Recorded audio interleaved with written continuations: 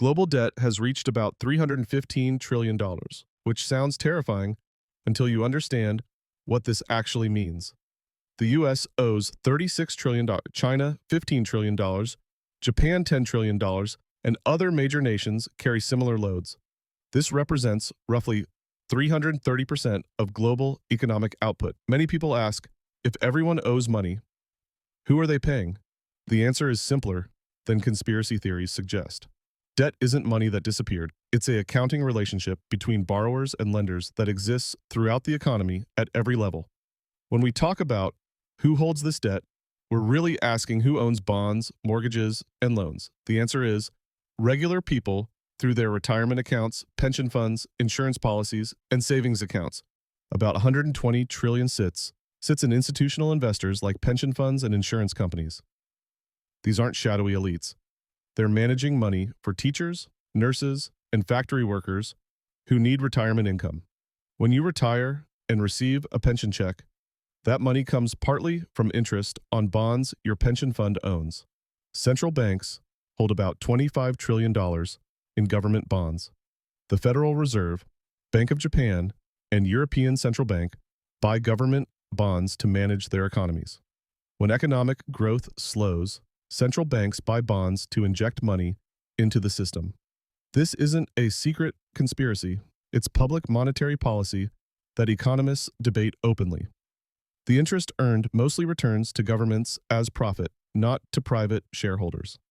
While the Federal Reserve has a complex structure involving private banks and the profits go to the U.S. Treasury after expenses. Foreign governments hold roughly $30 trillion in debt from other countries. Japan owns about $1.1 trillion in U.S. Treasury bonds. China holds $850 billion. Why? When Americans buy Japanese cars or Chinese electronics, those countries receive dollars.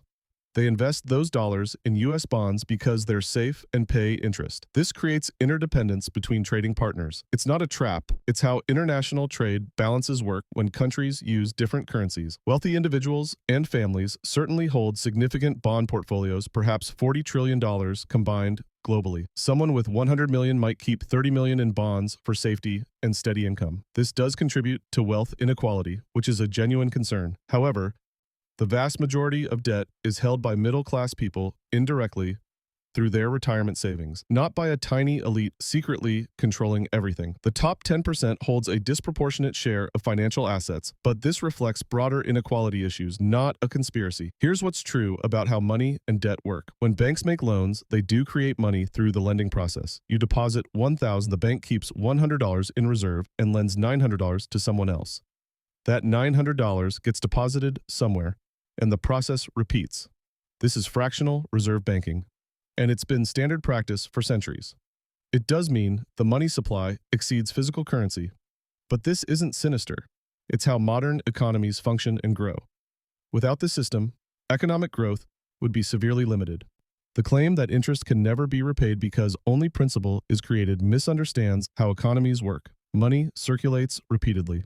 The same dollars pay wages, buy products, pay interest, and cycle through the economy multiple times.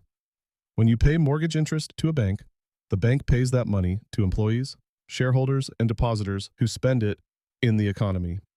The money doesn't vanish, it circulates. Economic growth creates new value that allows both principal and interest to be repaid over time. This is why economies can sustain debt for generations. Debt does create real challenges when it grows faster than the economy. At 30% of GDP, servicing this debt requires significant resources. Countries with very high debt may face difficult choices: reduce spending, raise taxes, or accept higher inflation. These are genuine policy dilemmas.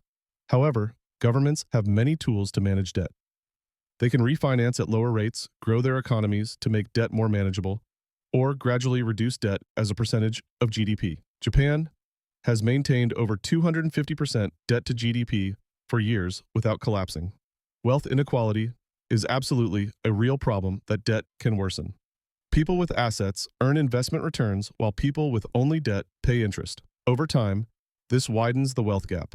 Someone with $10 million earning 5% annually gains $500,000 without working, while someone with a $3,000 mortgage at 6% pays $18,000 yearly in interest. This mathematical reality does concentrate wealth over generations. Addressing this requires tax policy, wage growth, and access to asset ownership for working families, not conspiracy theories, but practical economic reforms. The global financial system has real flaws that need addressing: extreme wealth concentration, wages not keeping pace with productivity, housing costs outpacing incomes, and the middle class struggling to build wealth. These are legitimate concerns requiring serious policy solutions, but understanding them accurately is essential. The debt system isn't a designed trap by shadowy families. It's an evolved system with both benefits and serious downsides. Fixing it requires understanding how it actually works, then advocating for reforms like progressive taxation, stronger labor rights, affordable housing policy, and broader asset ownership. Real change comes from accurate understanding and democratic action, not from misunderstanding the system as a conspiracy.